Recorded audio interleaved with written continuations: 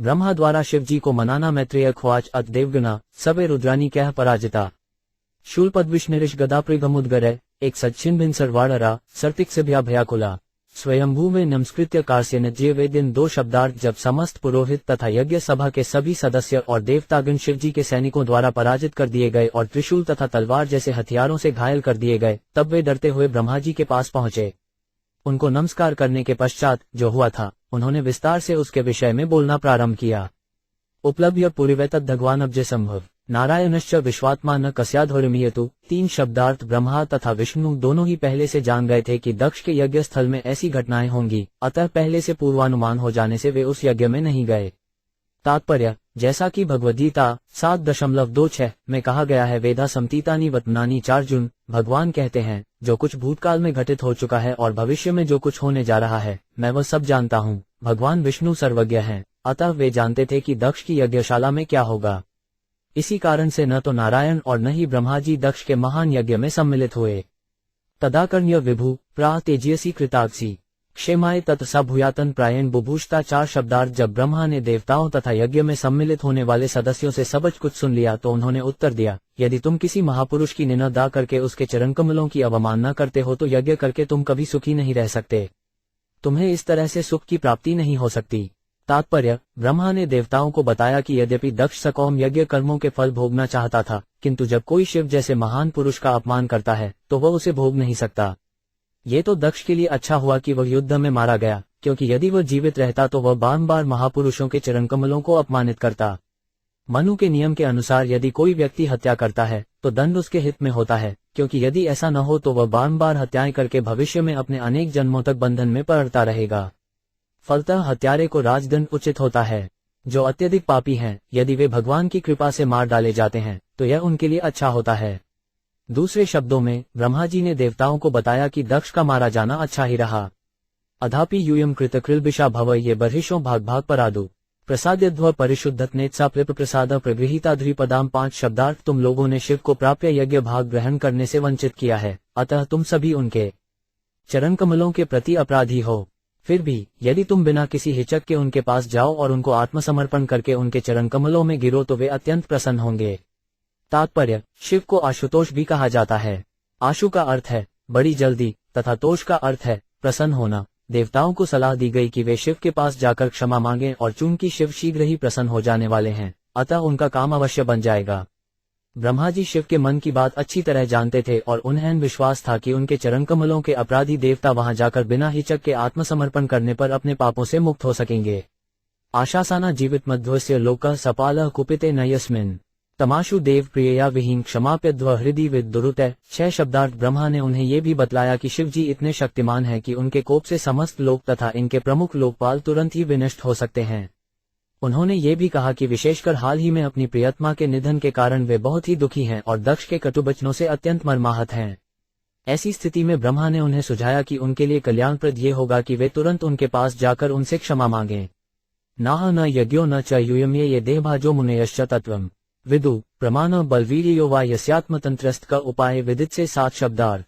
ब्रह्मा ने कहा कि न तो वे स्वयं, न इंद्र, न यज्ञस्थल में संवेद समस्त सदस्य ही अथवा सभी मुनिगण ही जान सकते हैं कि शिव कितने शक्तिमान हैं। ऐसी अवस्था में ऐसा कौन होगा जो उनके चरण कमलों पर पाप करने का दुस्साहस करेगा। तात्पर्य, जब ब्रह्मा ने देवताओं को शिव के पास जाकर क्षमा मांगने की सलाह दे दी तो ये सुझाव दिया गया कि आखिर उनके सामने कैसे यह मामला रखा जाए और कैसे उन्हें प्रसन्न किया जाए। ब्रह्मा ने यह भी बताया कि कोई भी बद्धजीव, यहाँ तक कि वे स्वयं तथा समस्त देवतागण भी शिव को प्रसन्न करने को विधि नहीं जानते, किंतु उन्होंने कहा ये ज्ञात है कि वे तुरंत प्रसन्न किए जा सकते हैं, अतः हमें चाहिए कि हम उनके चरण कमलों में गिरकर उन्हें प्रसन्न करने का प्रयास करें। वास्तव में अधीनस्थ को सदैव परमेश्वर की शरण में जाना चाहिए।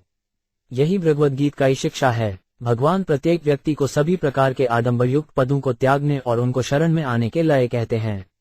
इससे बद्धजीव समस्त पाप बंधनों से बच जाते हैं।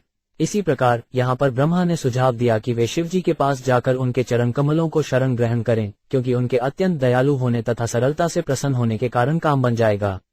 स इत्थमादिश्य सुरांजस्तु तैः समन्वितः पितृभिः सप्रजेशय यो स्वधिष्ण्याट निलय पुरदिश कैलासमद्रिप्रवर प्रियम प्रभो 8 शब्दार्थ इस प्रकार समस्त देवताओं, पितरों तथा जीवात्माओं के अधिपतियों को उपदेश देकर ब्रह्मा ने उन सबों को अपने साथ ले लिया और शिव के धाम पर्वतों में श्रेष्ठ कैलाश पर्वत के लिए प्रस्थान किया। तात्पर्य, यहाँ से आगे के 14 श्लोकों में शिव के धाम कैलाश का वर्णन किया गया है। जन्मौषधीय पौमत्र योग सिद्धनृत्रय जुष्ट किन्नर गंधर्वैप्सरो विवृत सदा 9 शब्दार्थ कैलाश नामक धाम विभिन्न जड़ी बूटियों तथा वनस्पतियों से भरा हुआ है और वैदिक मंत्रों तथा योग अभ्यास द्वारा पवित्र हो गया है। इस प्रकार इस धाम के वासी जन्म से ही देवता हैं और समस्त योग शक्तियों से युक्त हैं। इनके अतिरिक्त यहाँ पर अन्य मनुष्य हैं जो किन्नर तथा गंधर्व कहलाते हैं और वे अपनी अपनी सुंदर स्त्रियों के संग रहते हैं जो अप्सराएं कहलाती हैं। नाना मणिमये श्रुग्रयोना धातु विक्तित्रित नाना दुमलता गुलमैर्ननामृग गुनावृत 90 शब्दार्थ कैलाश समस्त प्रकार की बहुमूल्य मणियों तथा खनिजों धातुओं से युक्त पर्वतों से भरा हुआ है और सभी प्रकार के मूल्यवान वृक्षों तथा पौधों द्वारा घिरा हुआ है। पर्वतों की चोटियां तरह तरह के हिरणों से शोभायमान हैं। नानाम प्रस्रवनैर नाना कंदरसानुभि रमन विहंतीना रमने सिद्धयोषिताम 11 शब्दार्थ वहाँ अनेक झरने हैं और पर्वतों में अनेक गुफाएं हैं जिनमें योगियों की अत्यंत सुंदर पत्नियां रहती हैं। मयूर के काभिरुत मदान धाले विमुच्छितम प्लावित रक्तकंठाना कूजितैष्पतत्रिनाम 12 शब्दार्थ कैलाश पर्वत पर सदैव मोरों की मधुर ध्वनि तथा भौरों के गुंजार की ध्वनि गूंजती रहती है। कोयलें सदैव कूजती रहती हैं और अन्य पक्षी परस्पर कलरव करते रहते हैं। आने अंत में बोधस्ते दिजान कामदुधैर्दुमय व्रजंत में मातध्यर गुणंत में निझरे 13 शब्दार्थ वहां पर सीधी शाखाओं वाले ऊंचे ऊंचे वृक्ष हैं जो मधुर पक्षियों को बुलाते प्रतीत होते हैं और जब हाथियों के झुंड पर्वतों के पास से गुजरते हैं तो ऐसा प्रतीत होता है मानो कैलाश पर्वत उनके साथ साथ चल रहा है। जब झरनों की प्रतिध्वनि सुनाई पड़ती है तो ऐसा प्रतीत होता है मानो कैलाश पर्वत भी सुर में सुर मिला रहा हो। मंदारः पारिजातैश्व सरलैश्वोपशोभितम तमालय शालतालैश्व कोविदारासनार्जुने 14 चूते कदम्बैन पैश्व नागपुनाग चंपके पाटलाशोक बकुलय कुंदयः कुर्पकैरपी 157 शब्दार्थ पूरा कैलाश पर्वत अनेक प्रकार के वृक्षों से सुशोभित है जिनमें से उल्लेखनीय नाम हैं मंदार, पारिजात, सरल, तमाल, ताल, कोविदार, आसन, अर्जुन, आम्र जाति, कदम, धूली कदम, नाग, पुन्नाग, चंपक, पाटल, अशोक, बकुल, कुंद तथा कुर्बक। सारा पर्वत ऐसे वृक्षों से सुसज्जित है जिनमें सुगंधित पुष्प निकलते हैं। स्वर्णार्म शतपत्रशिश्वरेणुक जाति भी कुब्जकैर्मलिकाभिषण माधवीभिश्च मंडितम 16 शब्दार्थ वहाँ अन्य वृक्ष भी हैं जो पर्वत की शोभा बढ़ाते हैं यथा सुनहरा कमल पुष्प, दारचीनी, मालती, कुब्ज, मल्लिका तथा माधवी। पंसोदुम्बराश्रत्थप्लक्ष्ण्यग्रोधहिडद भी भूर्जरोषधि भी पूगई राजपूगैश्य जम्बू भी। 17 शब्दार्थ कैलाश पर्वत जिन अन्य वृक्षों से सुशोभित है वे हैं कट अर्थात कटहल, बूला, बरगद, पाकड़, न्यग्रोध तथा हींग उत्पादक वृक्ष। इसके अतिरिक्त सुपारी, भोजपत्र, राजपूग, जामुन तथा इसी प्रकार के अन्य वृक्ष हैं। खरजूरा प्रात का प्राहमी प्रियाल मधु के दुदे द्रमजाति बिरन्यश्य राज्यतम वेणुकीचके 18 शब्दार्थ वहाँ आम, प्रियाल, मधुक, महुआ तथा इंगुद, च्योर के वृक्ष हैं। इनके अतिरिक्त पतले बांस, कीचक तथा बांसों की अन्य किस्में कैलाश पर्वत को सुशोभित करने वाली हैं। कुमुदोत्पल कहलार शतपत्रवंधि भी नलिनीशु कल कूजि खगवृंदोपशोभितम 19 मृगय शाखा गैह क्रोडमुगेन्द्रशिशिलेकय गव्ययी शरभे व्याघ्री रूपभिर्महिषादि भी 20 शब्दार्थ वहाँ कई प्रकार के कमल पुष्प हैं यथा कुमुद, उत्पल, शतपत्र। वहाँ का वन अलकूत उद्यान सा प्रतीत होता है और छोटी छोटी झीलें विभिन्न प्रकार के पक्षियों से भरी पड़ी हैं जो अत्यंत मीठे स्वर से चहकती हैं। साथ ही कई प्रकार के अन्य पशु भी पाए जाते हैं यथा मृग, बंदर, सुआर, सिंह, रीछ, साही, नील गाय, जंगली गधे, लघु मृग, भेंसे इत्यादि जो अपने जीवन का पूरा आनंद उठाते हैं। कनंजरिक पदाश्रस्थैर्निजुष्टम बुकनाभि भी कदलीखंड धनलिनी पुलिंशियम 29 शब्दार्थ वहाँ पर तरह तरह के मृग पाए जाते हैं यथा कर्णात्र, एक पद, अश्नस्त, वृक तथा कस्तूरी मृग। इन मृगों के अतिरिक्त विविध केले के वृक्ष हैं जो छोटी छोटी झीलों के तटों को सुशोभित करते हैं। पर्यस्तम नंदया सत्या स्नान पुण्यतरोदया विलोक्य भूतेशी गिरी विद्वूधा विस्मयम ययु 22 शब्दार्थ वहाँ पर अलकनंदा नामक एक छोटी सी झील है जिसमें सती स्नान किया करती थी। ये झील विशेष रूप से शुभ है। कैलाश पर्वत की विशेष शोभा देखकर सभी देवता वहाँ के ऐश्वर्य से अत्यधिक विषस्वृत थे। तात्पर्य, श्रीभागवत चंद्र चंद्रिका नामक भाष्य के अनुसार सती जिस जल में स्नान करती थी वह गंगा जल था अर्थात गंगा नदी कैलाश पर्वत से होकर बहती थी। ऐसा कथन स्वीकार्य हो सकता है क्योंकि गंगा जल शिव की जटाओं से होकर बहता था। चूंकि गंगा जल शिव के सिर पर ठहरकर तब ब्रह्मांड के अन्य भागों में बहता है, अतः बहुत कुछ संभव है कि जिस जल से सती स्नान करती थी और जो अत्यधिक सुवासित था वो गंगा जल ही था। दैशुस्तत ते रम्याम्ल का नाम वैपुरीम वन सौगधिक चरापी यत तन्नाम पज्जजम 23 शब्दार्थ। इस प्रकार देवताओं ने सौगधिक नामक वन में अलका नामक विचित्र सुंदर भाग को देखा। यह वन कमल पुष्पों की अधिकता के कारण सौगधिक कहलाता है। सौगधिक का अर्थ है सुगंधि से पूर्ण। तात्पर्य, कभी कभी अलका को अलकापुरी कहते हैं, जो कुबेर के धाम का भी नाम है, किंतु कैलाश से कुबेर का धाम नहीं देखा जा सकता, अतः यहाँ पर निर्दिष्ट अलका कुबेर की अलकापुरी से पृथक है। व राघव आचार्य का अनुसार अलका का अर्थ असामान्य रूप से सुंदर है। देवताओं ने जिस अलका भूभाग को देखा वहां सौगधिक नामक कमल पुष्प पाए जाते हैं, जो अपनी विशिष्ट सुगंधि बिखेरते रहते हैं। नंदा चालक नंदा चर सरित बाहमतः पुर तीर्थपाद पदाम्भोजर जसाती पावने 24 शब्दार्थ। उन्होंने नंद्रा तथा अलकनंदा नामक 2 नदियां भी देखी। ये दोनों नदियां भगवान गोविंद के चरण कमलों की रज से पवित्र हो चुकी हैं। यो सुरस्त्रिय क्षत्रवरुहम स्वदिष्ण्यतः क्रींति पुंस सिद्ध्यंत्यो विगहम रतिक्षिता 27 शब्दार्थ। एक शतक है विदुर। स्वर्ग की सुंदरियां अपने अपने पतियों सहित विमानों से इन नदियों में उतरती हैं और काम क्रीड़ा के पश्चात जल में प्रवेश करती हैं तथा अपने पतियों के ऊपर पानी उलीचकर आनंद उठाती हैं। तात्पर्य, ऐसा ज्ञात होता है कि स्वर्गलोक की ललनाएं भी विषय सुख के विचारों से दूषित रहती हैं। फलत जे विमानों में चढ़कर नंदा तथा अलकनंदा नदियों में स्नान करने आती हैं।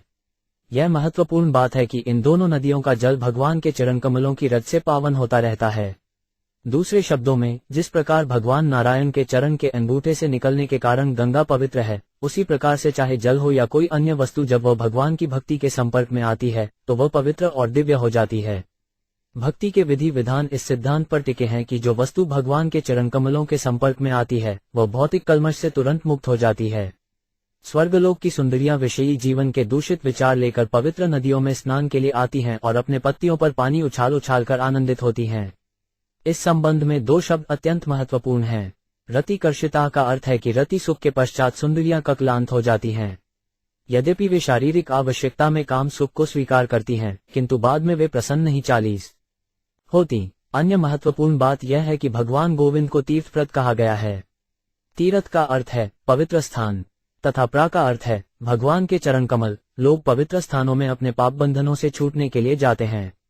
कहने का तात्पर्य यह है कि जो लोग भगवान कृष्ण के चरण कमलों में अनुरक्त हैं, वे स्वतः पवित्र हो जाते हैं। भगवान के चरण कमलों को तीर्थपाद कहा जाता है क्योंकि उनके संरक्षण में सैकड़ों हजारों साधु पुरुष तीर्थ स्थानों को पवित्र कर देते हैं। गौड़ीय वैष्णव संप्रदाय के महान आचार्य श्रील नरोत्तम दास ठाकुर का उपदेश है कि हमें विभिन्न तीर्थ स्थानों में जाने की आवश्यकता नहीं है। न संदेह, एक स्थान से दूसरे स्थान तक की यात्रा कष्टदायक है, किंतु जो बुद्धिमान होता है वह गोविंद के चरण कमलों की शरण में जा सकता है, जिससे वह अपनी तीर्थ यात्रा के परिणाम स्वरूप स्वतः शुद्ध हो जाता है। जो कोई भी गोविंद के चरण कमल की सेवा में अटल है वह तीर्थपाद है। उसे तीर्थ स्थलों में भ्रमण करने की आवश्यकता नहीं रहती, क्योंकि भगवान के चरण कमलों की सेवा में लिप्त रहकर वह ऐसी यात्रा के समस्त लाभ उठा सकता है। ऐसा शुद्ध भक्त जो भगवान के चरण कमलों में अटूट श्रद्धा रखता है, विश्व के किसी भी भाग में जहां रहने का वह निर्णय लेता है, तीर्थ स्थान बन जाता है। तीर्थी कृति तीर्थानी भागवत 1.13.10। ऐसे स्थान शुद्ध भक्तों को उपस्थिति के कारण पवित्र हो जाते हैं। यदि भगवान या उनका शुद्ध भक्त किसी स्थान में रहता है तो वह स्वतः तीर्थस्थल में परिणत हो जाता है। दूसरे शब्दों में, ऐसा शुद्ध भक्त जो 100% भगवा की सेवा में तन्मय रहता है, विश्व के किसी भी भाग में रह सकता है और वह स्थान शीघ्र ही पवित्र स्थल बन जाता है, जहां वह भगवा की इच्छानुसार ऊर्ण की सेवा कर सकता है।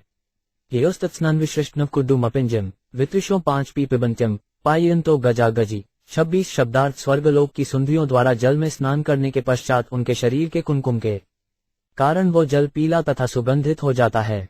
अतः वहां पर स्नान करने के लिए हाथी अपनी अपनी पली हथिनियों के साथ आते हैं और प्यासे न होने पर भी वे उस जल को पीते हैं। तारहिम महाल विमानशित से दलदामू जुष्टा पुण्यजन स्त्री भी यथा खंड सद्दिधनम 27 शब्दार्थ। स्वर्ग के निवासियों के विमानों में मोती, सोना तथा अनेक बहुमूल्य रत्न जड़े रहते हैं। स्वर्ग के निवासियों की तुलना उन बादलों से की गई है जो आकाश में रहकर बिजली की चमक से सुशोभित रहते हैं। तात्पर्य, यहाँ पर जिन विमानों की चर्चा है वे हमारे परिचित विमानों से भिन्न हैं। श्रीमद् भागवत तथा समस्त वैदिक साहित्य में विमान के अनेक वर्णन हैं। विभिन्न लोकों में भिन्न भिन्न प्रकार के विमान होते हैं। इस पृथ्वी लोक में विमान यंत्र चालित हैं, किंतु अन्य लोकों के विमान मंत्र बल से चालित होते हैं, न कि यंत्र से। वे विशेष स्वर्गलोक के वासियों के आमोद प्रमोद के लिए भी उपयोग में लाए जाते हैं, जिससे वे एक लोक से दूसरे लोक में जा सक। सिद्धलोक में तो विमान के बिना ही एक लोक से दूसरे लोक की यात्रा की जा सकती है। स्वर्ग के सुंदर विमानों को तुलना यहाँ पर आकाश से की गई है, क्योंकि वे आकाश में उड़ते हैं। यात्रियों की तुलना बादलों से की गई है। स्वर्ग के निवासियों की मनोरम ललनाओं की तुलना बिजली से की गई है। कुल मिलाकर उच्च लोकों से यात्रियों के साथ कैलाश पर आने वाले विमान देखने में अत्यंत मनोहर लगते थे। हित्वा शेषरपुरी वन सौगधिका चतुर्थ दृग्य कामदुभईद्यम चित्रमाल्य फिलच्छदे 28 शब्दार्थ। यात्रा करते हुए देवता सौगधिक वन से होकर निकले जो अनेक प्रकार के पुष्पों, फलों तथा कल्पूषों से पूर्ण था। इस वन से जाते हुए उन्होंने यक्षेश्वर के प्रदेशों को भी देखा। तात्पर्य, यक्षेश्वर को कुबेर भी कहा जाता है और वे देवताओं के खजांची भी हैं। वैदिक साहित्य में उनका जो वर्णन हुआ है उसमें ये बताया गया है कि वे अत्यंत धनी हैं। इन श्लोकों से लगता है कि कैलाश कुबेर के निवास स्थान के निकट ही है। यहाँ इसका भी उल्लेख है कि वन कल्पवृक्षों से पूर्ण था। ब्रह्म संहिता से हमें कल्पवृक्ष के विषय में जानकारी मिलती है, जो बैकुंठ लोक में, विशेष रूप से कृष्ण लोक में पाया जाता है। यहाँ पर हमें ये पता चलता है कि ऐसे कल्पवृक्ष श्री कृष्ण की कृपा से शिव के आवास कैलाश में भी पाए जाते हैं। ऐसा लगता है कि कैलाश का विशिष्ट महत्व है। ये प्रायः कृष्ण के धाम सहृष है। रक्तकंठखानीक स्वरमंडित घटपदम कलहंसकुल प्रेष्ठम खरदन जलाशयम 29 शब्दार्थ। उस नैसर्गिक वन में अनेक पक्षी थे जिनकी गर्दन लाल रंग की थी और उनका कलरव भौरों के गुंजार से मिल रहा था। वहां के सरोवर शब्द करते हंसों के समूहों तथा लंबे नाल वाले कमल पुष्पों से सुशोभित थे। तात्पर्य, सरोवरों के कारण वन की शोभा में 4 चांद लग रहे थे। यहाँ ये बताया गया है कि सरोवर कमल पुष्पों तथा हंसों से सुशोभित थे। ये हंस क्रीड़ा कर रहे थे और पक्षियों तथा गुंजरित भौरों के साथ साथ गा रहे थे। इन सब विशेषताओं से यह सहज ही अनुमान लगाया जा सकता है कि वह स्थान कितना रमणीक था और वहां से निकलने वाले देवता उस वातावरण में कितना सुख अनुभव कर रहे थे। इस पृथ्वीलोक में मनुष्यों ने अनेक मार्ग तथा सुंदर स्थल निर्मित किए हैं, किंतु उनमें से कोई भी कैलाश के स्थलों से बढ़कर नहीं होगा, जैसा कि इन श्लोकों में वर्णित है। वनकुंड सद्भुष्ट हरिचंदन भावना अधि पुण्यजन स्त्रीना मुहुरुंधयन 30 शब्दार्थ। ऐसा वातावरण जंगली हाथियों को विचलित कर रहा था, जो चंदन वृक्ष के जंगल में झुंडों में एकत्र हुए थे। बहती हुई वायु अप्सराओं के मनों को अधिकाधिक इंद्रिय भोग के लिए विचलित किए जा रही थी। तात्पर्य, जब भी इस भौतिक जगत में सुंदर वातावरण मिलता है तो विषयी जनों के मन में तुरंत ही कम वासना जागृत हो जाती है। ये प्रवृत्ति भौतिक ब्रह्मांड में न केवल इस लोक में वरन उच्चतर लोकों में भी पाई जाती है। इस जगत में ऐसे वातावरण का मस्तिष्क पर जो प्रभाव पड़ता है उससे सर्वथा विपरीत वैकुंठ लोक में होता है। वहां की स्त्रियां इस लोक की स्त्रियों से सैकड़ों हजारों गुना अधिक सुंदर होती हैं और वहां का आध्यात्मिक वातावरण भी उत्तम होता है। ऐसे मनमोहक वातावरण के होते हुए भी वैकुंठ लोक के वासियों का मन भगवान के यशोगान में इतना निमग्न रहता है कि इस सुख के आगे वह काम सुख तुच्छ प्रतीत होता है, जो भौतिक जगत के समस्त आनंद की चरमावस्था है। दूसरे शब्दों में, श्रेष्ठतर वातावरण तथा सुविधा होने पर भी वहां विषयी जीवन को कोई प्रोत्साहन नहीं मिलता। जैसा कि भगवद्गीता में 2.59 कहा गया है, पर हृष्टा निवर्वती, आध्यात्मिक दृष्टि से वहां के वासी इतने उन्नत होते हैं कि ऐसी आध्यात्मिकता की उपस्थिति में विषयी जीवन तुच्छ लगता है। वैदुर्यकृत सोपाना वाप्य उत्पल मालिनी प्राप्त कृमपुरुषैर्ग्रात आराइशुविटमु 31 शब्दार्थ। उन्होंने ये भी देखा कि नहाने के घाट तथा उनकी सीढ़ियां वैदुर्य मुनि की बनी थी। जल कमल पुष्पों से भरा था। ऐसी झीलों के निकट से जाते हुए देवता उस स्थान पर पहुंचे जहां एक वट वृक्ष था। स योजन शितोत्सेद पादोन्वित्पायतः पर्यक्ताचलच्छायो निर्नीस्तापर्जित 32 शब्दार्थ। वह वट वृक्ष 800 मील ऊंचा था और उसकी शाखाएं चारों ओर 600 मील तक फैली थीं। उसकी मनोहर छाया से सतत शीतलता छाई थी, तो भी पक्षियों की गूंज सुनाई नहीं पड़ रही थी। तात्पर्य, सामान्य रूप से प्रत्येक वृक्ष में पक्षियों के घोंसले रहते हैं और शाम को सारे पक्षी एकत्र होकर शोर करते हैं, किंतु ऐसा लगता है कि इस वट वृक्ष में घोंसले न थे, जिससे वह शांत था। शोर अथवा गर्मी न होने से यह स्थान ध्यान के लिए सर्वथा उपयुक्त था। तस्मिन् महायोगमीय मुमुक्षुषुने सुरा दैशु शिवमासीन त्यक्तामर्श विवाद कम 33 शब्दार्थ। देवताओं ने शिव को, जो योगियों को सिद्धि प्रदान करने एवं समस्त लोगों का उद्धार करने में सक्षम थे, उस वृक्ष के नीचे आसीन देखा। अनंत काल के समान गंभीर शिव जी ऐसे प्रतीत हो रहे थे मानो समस्त क्रोध का परित्याग कर चुके हों। तात्पर्य, इस श्लोक में महायोगीय शब्द अत्यंत सार्थक है। योग का अर्थ है भगवान का ध्यान और महायोग का अर्थ है जो विष्णु की भक्ति में तल्लीन रहते हैं। ध्यान का तात्पर्य है स्मरण करना। भक्ति 9 प्रकार की है, जिसमें स्मरणम भी एक क्रिया है। इसमें योगी अपने हृदय में विष्णु के रूप का स्मरण करता है। इस तरह उस वट वृक्ष के नीचे अनेक भक्त विष्णु के ध्यान में लगे थे। महाशब्द संस्कृत के महत् से निकला है। इसका प्रयोग बड़ी संख्या या मात्रा बताने के लिए होता है, अतः गहा योग से सूचित होता है कि वहां अनेक बड़े बड़े योगी तथा भक्त थे जो विष्णु के रूप का ध्यान धर रहे थे। सामान्य रूप से ऐसे ध्यानकर्ता भव बंधन से मुक्ति पाने के इच्छुक रहते हैं और वे वैकुंठ लोक को जाते हैं। मुक्ति का अर्थ है भव बंधन या अज्ञान से छुटकारा। इस भौतिक जगत में हम जन्म जन्मांतर अपने देहबोध के कारण कष्ट भोगते हैं और दुखमय जीवन से छुटकारा ही मुक्ति है। सनंदनाय महासिद्ध शांत संशांत विग्रहम उपास्यमान न सख्या चर भर्त्रा गुह्य करक्ष साम 34 शब्दार्थ। वहां पर शिवजी कुबेर, गुहाकों के स्वामी तथा चारों कुमारों जैसी मुक्तात्माओं से घिरे हुए बैठे थे। शिवजी अत्यंत गंभीर एवं शांत थे। तात्पर्य, शिवजी के साथ आसीन पुरुष महत्वपूर्ण हैं, क्योंकि चारों कुमार जन्म से ही मुक्त थे। यहाँ ये स्मरणीय है कि इन चारों कुमारों के पिता ने उनसे विवाह करने और नवसूजित ब्रह्मांड में प्रजा बढ़ाने के लिए अनुरोध किया था, किंतु उन्होंने मना कर दिया था और उस समय ब्रह्मा जी अत्यंत क्रुद्ध हुए थे। उसी क्रुद्ध स्थिति में रुद्र या शिव का जन्म हुआ। इस प्रकार वे परस्पर घनिष्ठ थे। कुबेर, जो देवताओं के कोषाध्यक्ष हैं, अत्यधिक धनवान हैं। इस प्रकार से कुमारों तथा कुबेर के साथ उनकी घनिष्ठता से आभास होता है कि उनके पास समस्त दिव्य एवं भौतिक ऐश्वर्य हैं। वस्तुतः जे परमेश्वर के गुणात्मक अवतार हैं, अतः उनका पद अत्यंत सम्माननीय है। विद्यापयोपच्चमा स्थितम तमधीश्वरम चिरंतम विश्व सुहृदन वात्सल्यालोकमलम 35 शब्दार्थ। देवताओं ने शिवजी को इंद्रिय, ज्ञान, सकौम कर्मों तथा सिद्धि मार्ग के स्वामी के रूप में स्थित देखा। वे समस्त जगत के भिन्न हैं और सबके लिए पूर्ण स्नेह रखने के कारण वे अत्यंत कल्याणकारी हैं। तात्पर्य, शिवजी ज्ञान तथा तश से पूर्ण हैं। जो कार्य के त्रिगुणों को समझता है वह भगवान के भक्ति मार्ग में स्थित माना जाता है। जब तक किसी को भक्ति करने की विधियों का पूरा ज्ञान नहीं हो जाता, तब तक वह भगवान की सेवा नहीं कर सकता। यहाँ पर शिव को अधीश्वर कहा गया है। ईश्वर का अर्थ है नियंता और अधीश्वर का विशेष अर्थ है इंद्रियों का नियंता। सामान्यतः भौतिकता से दूषित हमारी इंद्रियां इंद्रिय तृप्ति के कार्यों में लगी रहने की ओर प्रवृत्त होती हैं, किंतु जब कोई पुरुष ज्ञान तथा तपस्या से ऊपर उठ जाता है तो इंद्रियां पवित्र हो जाती हैं और वे भगवान की सेवा में लग जाती हैं।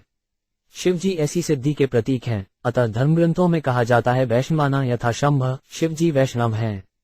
अपने कर्मों से वे इस जगत में समस्त बद्ध जीवों को सिखाते हैं कि किस प्रकार अहनिश भक्ति में लगा जाए। इसीलिए उन्हें यहाँ लोकमंगल अर्थात समस्त बद्ध जीवों के लिए कल्याणकारी कहा गया है। लिप च तापसाभीष्टम भस्मदन जटाजिनम अड्डन संध्याभरूचा चंद्रलेखा चर बिभृतम 36 शब्दार्थ। वे मृगचर्म पर आसीन थे और सभी प्रकार की तपस्या कर रहे थे। शरीर में राख लगाए रहने से वे संध्याकालीन बादल की भांति दिखाई पड़ रहे थे।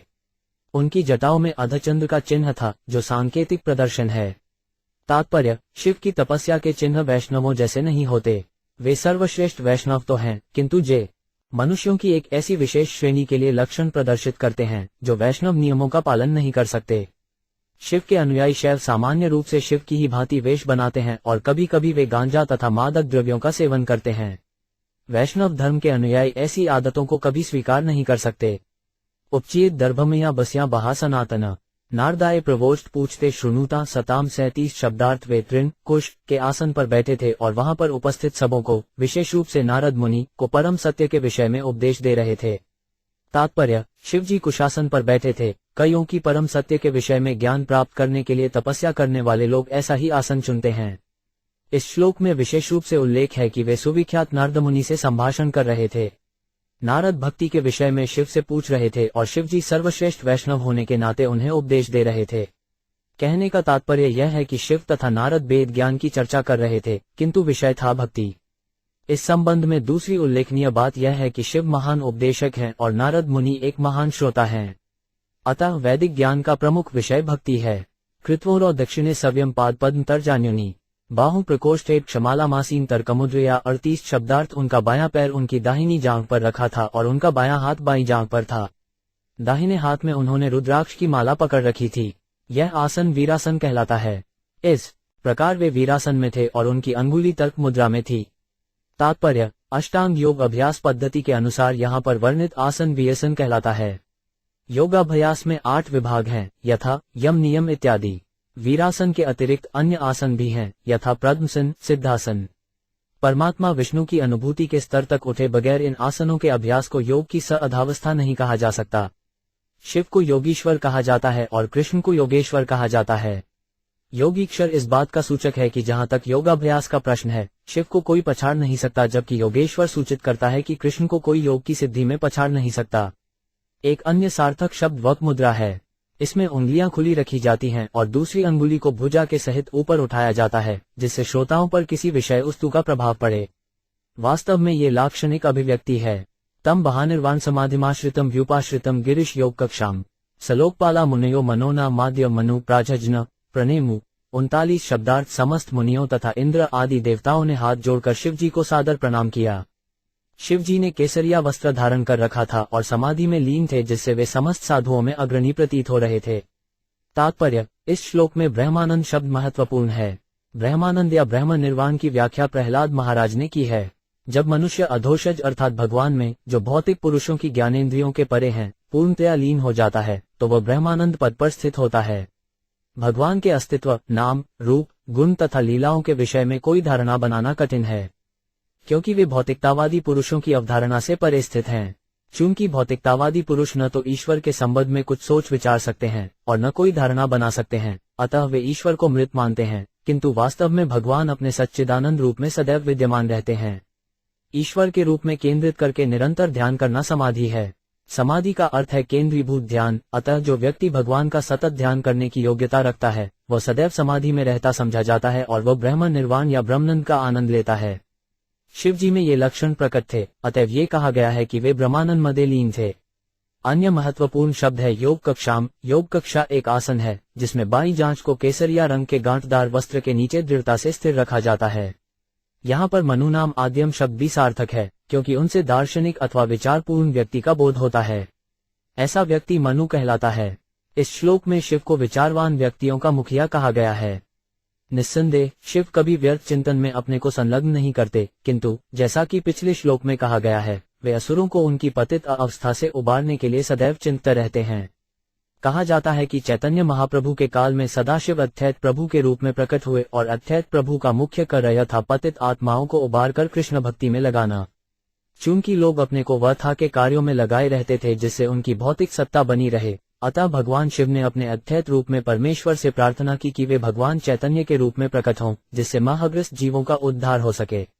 वस्तुतः अद्वैत प्रभु की प्रार्थना पर ही भगवान चैतन्य का आविर्भाव हुआ।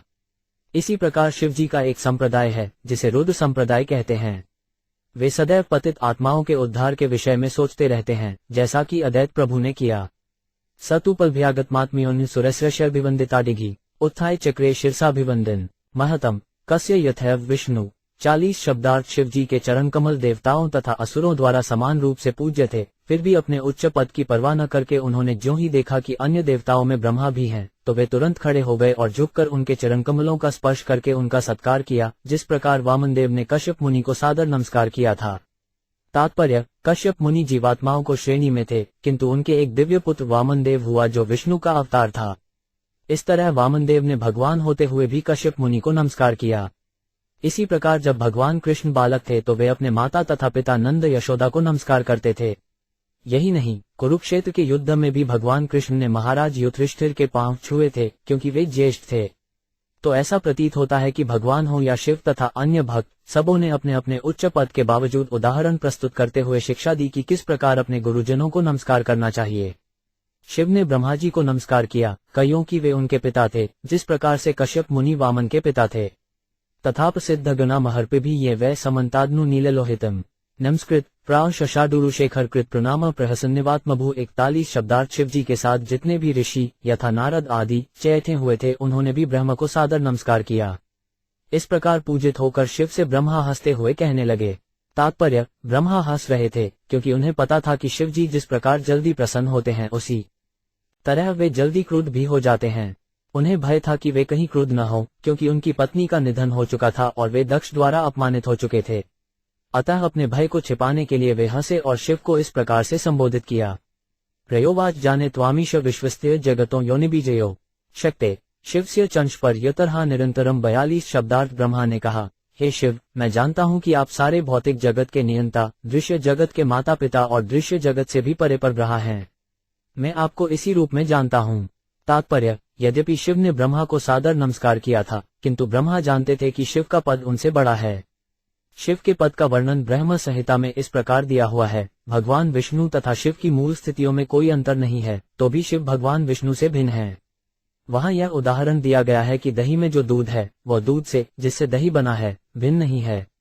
त्वमेव भगवजन्ने शिवशक्त्यो स्वरूप्यो विश्व सृजसी पासित्सी क्रीड नून पप्टो यथा 43 शब्दार्थ है भगवान, आप अपने व्यक्तिगत विस्तार से इस विश्व जगत की सृष्टि, पालन तथा संहार उसी प्रकार करते हैं जिस प्रकार मकड़ी अपना जाला बनाती है, बनाए रखती है और फिर अंत कर देती है। तात्पर्य, इस श्लोक में शिव शक्ति शब्द महत्वपूर्ण है। गिव का अर्थ है शुभ और शक्ति का अर्थ है शक्ति। भगवान की कई प्रकार की शक्तियां होती हैं और सभी शुभ हैं। ब्रह्मा, विष्णु तथा महेश्वर गृण अवतार कहलाते हैं। इस भौतिक जगत में हम इन तीनों अवतारों की तुलना विभिन्न दृष्टियों से करते हैं, किंतु वे एक ही परम मंगल के विस्तार होने से सभी शुभ हैं। यद्यपि कभी कभी हम एक गुण को 10 अरे से बढ़कर या छोटा मानते हैं। तमोगुण अन्यों से निम्न माना जाता है, किंतु उच्च धरातल पर यह भी शुभ है। उदाहरणार्थ, सरकार में शिक्षा विभाग तथा अपराध विभाग दोनों होते हैं। कोई भी बाहरी व्यक्ति अपराध विभाग को अशुभ मान सकता है, किंतु सरकारी दृष्टिकोण से यह विभाग शिक्षा विभाग की ही तरह महत्वपूर्ण है। इसीलिए सरकार बिना भेदभाव के दोनों विभागों में समान रूप से वित्तपोषण करती है। त्वमेव धर्मात्धाभिप्ते दक्षेण सूत्रेण ससजिधाध्वरिम त्वेव लोकाय 5 वसिताश से त्वयान ब्राह्मणा श्रद्धते धृतव्रता। 44 शब्दार्थ है भगवान, आपने दक्ष को माध्यम बनाकर यज्ञ प्रथा चलाई है, जिससे मनुष्य धार्मिक कृत्य तथा आर्थिक विकास का लाभ उठा सकता है। आपके ही नियामक विधानों से चारों वर्णों तथा आश्रमों को सम्मानित किया जाता है। अतः ब्राह्मण इस प्रथा का इर्तापूर्वक पालन करने का व्रत लेते हैं।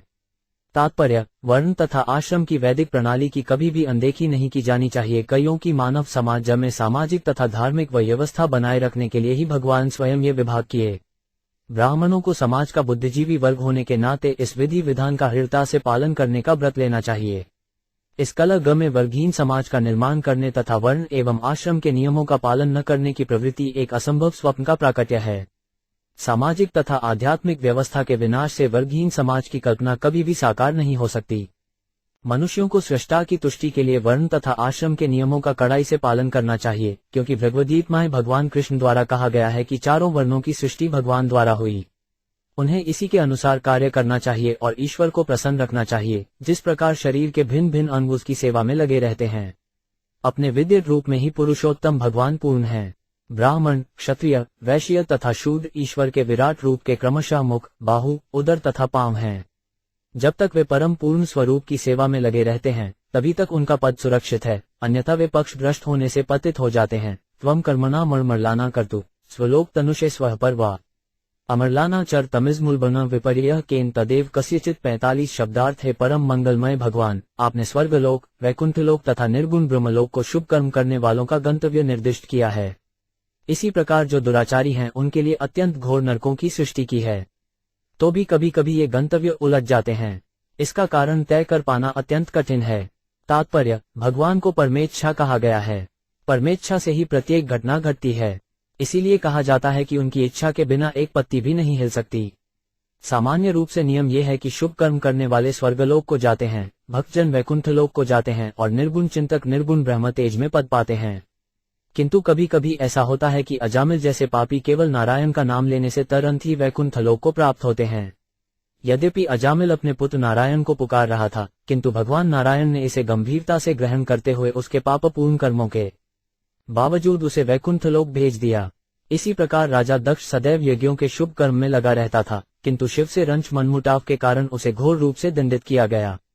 अतः निष्कर्ष यह निकला ही परमेश्वर की इच्छा ही अंतिम निर्णय है, कोई उसमें तर्क वितर्क नहीं कर सकता। अतः शुद्ध भक्त सभी परिस्थितियों में भगवान की परम इच्छा के सम्मुख आत्मसमर्पण कर देता है और उसे ही सर्व मंगलमय मानता है। तत्ते नुकंपा सुसमीक्षणानोथु ज्ञान एवात्मकृत्य विपाक्य हृदमाप्रविविदधन्नप्स्ते जीवेत यो मुक्तिपदे सद्य बथाकु। भागवत 10:148। इस श्लोक का सारांश ये है कि जब किसी भक्त पर कोई विपत्ति आती है तो वह इसे परमेश्वर का आशीर्वाद मानकर स्वीकार करता है और अपने विगत दुष्कर्मों का उत्तरदायित्व अपने ऊपर ले लेता है। ऐसी स्थिति में वो अधिक भक्ति करता है और विचलित नहीं होता। जो व्यक्ति भक्ति में लगा रहकर ऐसी मानसिक स्थिति में रहता है वही जयकुंठलोक का भागी है। दूसरे शब्दों में, ऐसे भक्त को प्रत्येक दशा में नैकुंठलोक की प्राप्ति होती है। न बै सतात्वच्चरणार्पितात्मना भूतेषु सर्वेषु विपश्यता तव भूतानी चात्मन्यकृतगदिरक्षता प्रायेण रोषोषभिभवेद्यथा पशुम। 46 शब्दार्थ है भगवान, जिन भक्तों ने अपना जीवन आपके चरण कमलों पर अर्पित कर दिया है वे प्रत्येक प्राणी में परमात्मा के रूप में आपकी उपस्थिति पाते हैं, फलतः वे प्राणी प्राणी में भेद नहीं करते। ऐसे लोग सभी प्राणियों को समान रूप से देखते हैं। वे पशुओं की तरह क्रोध के वशीभूत नहीं होते, क्योंकि पशु बिना भेद बुद्धि के कोई वस्तु नहीं देख सकते। तात्पर्य, जब भगवान किसी असुर पर कुपित होते हैं या उसका वध करते हैं तो भौतिक दृष्टि से यह प्रतिकूल लगता है, किंतु आध्यात्मिक दृष्टि से यह उसके लिए वरदान सिद्ध होता है। फलत, शुद्ध भक्त भगवान के क्रोध तथा आशीर्वाद में कोई अंतर नहीं करते। वे इन दोनों को अन्यों के प्रति तथा अपने प्रति भगवा के व्यवहार के अनुसार देखते हैं। भक्त किसी भी दशा में भगवान कोई दोष नहीं निकालता।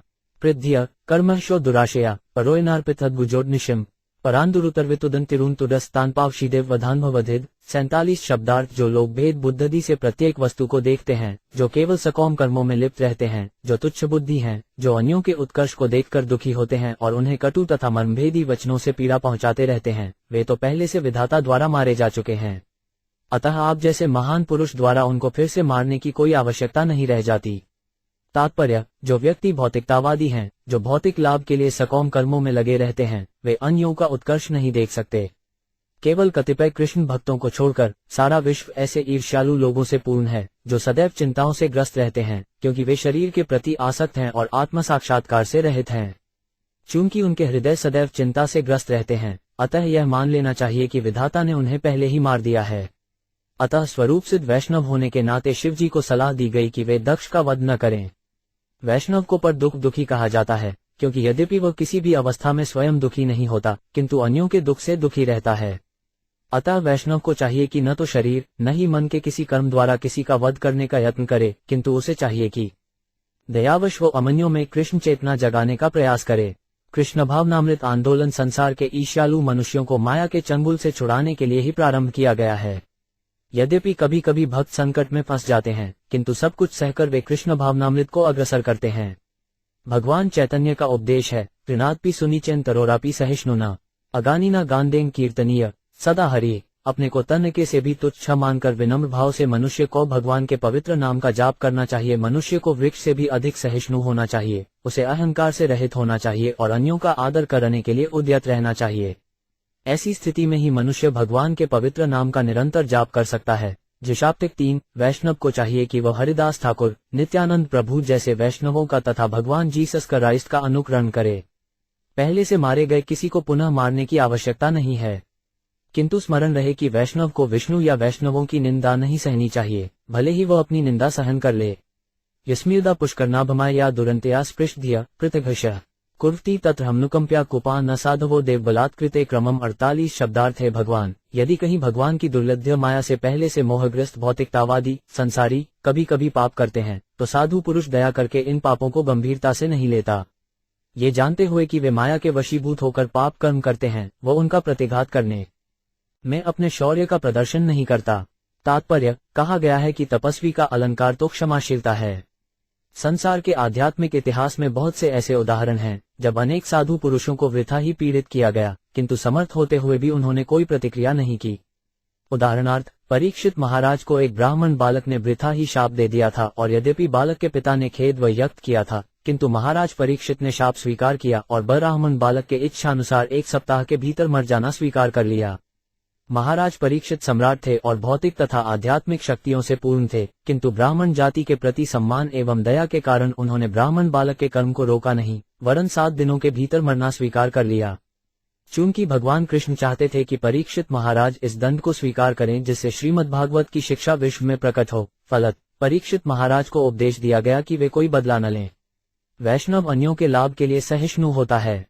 जब वह अपने शौर्य को नहीं प्रदर्शित करता तो इससे यह नहीं सूचित होता कि उसमें शक्ति का अभाव है, वरन इससे ये पता चलता है कि वह संपूर्ण मानव समाज के कल्याण के लिए सहिष्णु है।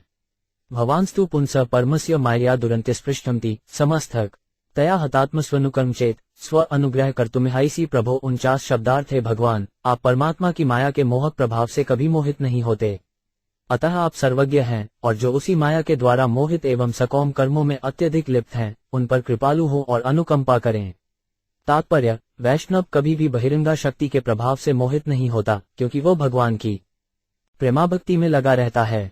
श्री कृष्ण थैवद गीता 7.14 में कहते हैं, दैर्वी होशा गुणमयी मम माया दुरत्यताया मामेव ये प्रपद्यन्ते माया मेटा तरंती ते। मेरी ये दैर्वी शक्ति अर्थात त्रिगुणमयी माया से पार पाना दुष्कर है, परंतु जो मेरी शरण में आ जाते हैं वे इसे सुगमतापूर्वक तर जाते हैं। वैष्णव को चाहिए कि माया से मोहित लोगों पर क्रुद्ध होने के बजाय उनका ख्याल रखें, क्योंकि वैष्णव की कृपा के बिना वे माया के चंगुल से नहीं छूट सकते।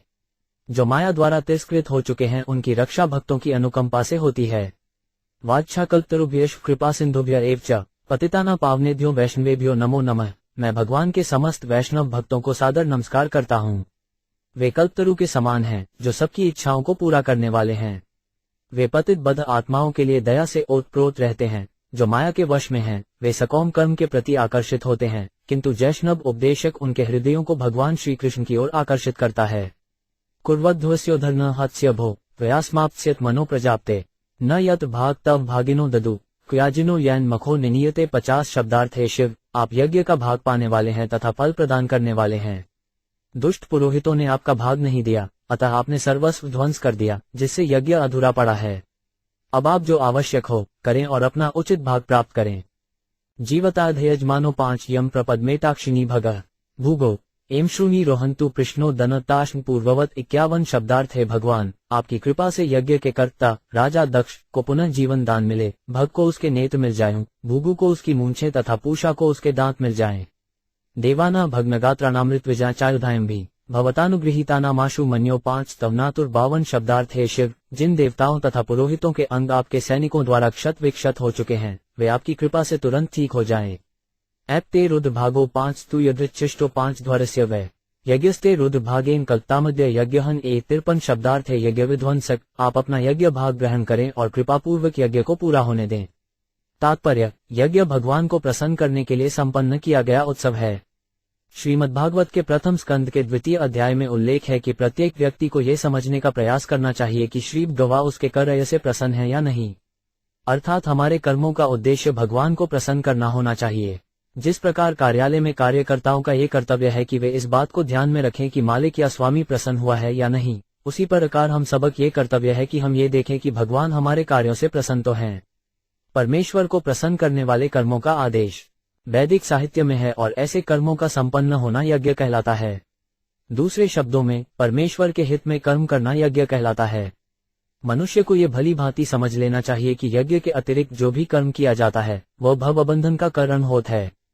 इसकी व्याख्या भगवद गीता 3.9 में की गई है। यज्ञार्थात कर्मणो 5 न्यत लोको 5 यम कर्म बंधन। कर्म बंधन का अर्थ है कि यदि हम भगवान विष्णु को प्रसन्न करने के लिए कार्य नहीं करते तो हमारे कार्य का फल हमें बांध लेगा। मनुष्य को चाहिए कि अपनी इंद्रिय तुष्टि के लिए कार्य न करें, हर एक को ईश्वर की तुष्टि के लिए कार्य करना चाहिए। यही यज्ञ कहलाता है। दक्ष द्वारा यज्ञ की समाप्ति पर सभी देवता प्रसाद की आशा कर रहे थे। भगवान शिव भी एक देवता हैं, अतः उनको भी यज्ञ का प्रसाद मिलना चाहिए था। किंतु दक्ष ने द्वेषवश न तो शिव को यज्ञ में सम्मिलित होने के लिए आमंत्रित किया और न यज्ञ के बाद उनका भाग उन्हें दिया। किंतु शिव के अनुचरों द्वारा यज्ञ स्थल का विध्वंस हो जाने पर ब्रह्मा ने शिव को शांत किया और उनका प्रसाद भाग दिलाने का आश्वासन दिया। इस तरह उनके अनुचरों ने जो भी तहस नहस किया था उसे ठीक करने के लिए उनसे प्रार्थना की गई। भगवद गीता में 3.11 कहा गया है कि जब कोई यज्ञ करता है तो सभी देवता तुष्ट हो जाते हैं। चूंकि देवता यज्ञ का प्रसाद चाहते हैं, अतः यज्ञ अवश्य किया जाना चाहिए। जो इंद्रिय सुख तथा भौतिक कार्यों में लिप्त रहते हैं उन्हें यज्ञ अवश्य करना चाहिए, अन्यथा वे दंडित होंगे। इस प्रकार प्रजापति दक्ष जब यज्ञ कर रहा था तो शिव को अपना भाग मिलने की आशा थी, किंतु चूंकि शिव आमंत्रित नहीं किए गए अतः उत्पात हुआ। किंतु ब्रह्मा के मध्यस्थ बनने से सब कुछ ठीक हो गया। यज्ञ को संपन्न करना अत्यंत कठिन कार्य है, क्योंकि समस्त देवताओं को यज्ञ में सम्मिलित होने के लिए आमंत्रित करना होता है। इस कलयुग में न तो इतने खर्चीले यज्ञ कर पाना संभव है और न देवताओं को इसमें भाग लेने के लिए आमंत्रित कर पाना संभव है। अतः इस युग में यज्ञई संकीर्तन प्रायजंती ही सुमेध सह भागवत 11.5.32 संकीर्तन यज्ञ की संस्तुति की जाती है। जो बुद्धिमान है उन्हें समझना चाहिए कि कलयुग में जवैदिक यज्ञ कर पाना संभव नहीं, किंतु जब तक देवताओं को प्रसन्न नहीं कर लिया जाता तब तक नियमित ऋतु कार्य यथा वर्षा नहीं होती। प्रत्येक वस्तु देवताओं द्वारा नियंत्रित है। ऐसी अवस्था में इस युग में सामाजिक शांति तथा संपन्नता बनाए रखने के लिए बुद्धिमान व्यक्तियों को संकीर्तन यज्ञ करना चाहिए, जिसमें हरे कृष्ण मंत्र का कीर्तन हो। मनुष्य को चाहिए कि लोगों को बुलाकर हरे कृष्ण का कीर्तन करे और प्रसाद बांटे। इस यज्ञ से समस्त देवता प्रसन्न होंगे और संसार में शांति तथा संपन्नता आएगी। वैदिक अनुष्ठानों के करने में दूसरी कठिनाई यह है कि हजारों देवताओं में से यदि एक भी देवता अप्रसन्न रह जाता है, जैसा कि दक्ष से शिव अप्रसन्न हो गए, तो संकट उत्पन्न हो जाता है। किंतु इस युग में यज्ञ करना सरल बन चुका है। हरे कृष्ण कीर्तन करके तथा कृष्ण को प्रसन्न करके मनुष्य समस्त देवताओं को स्वतः प्रसन्न कर सकता है। इस प्रकार श्रीमद्भागवत के चतुर्थ स्कंद के अंतर्गत ब्रह्मा द्वार शिव को मनाना नामक छठे अध्याय के भक्ति वेदांत तात्पर्य पूर्ण हुए।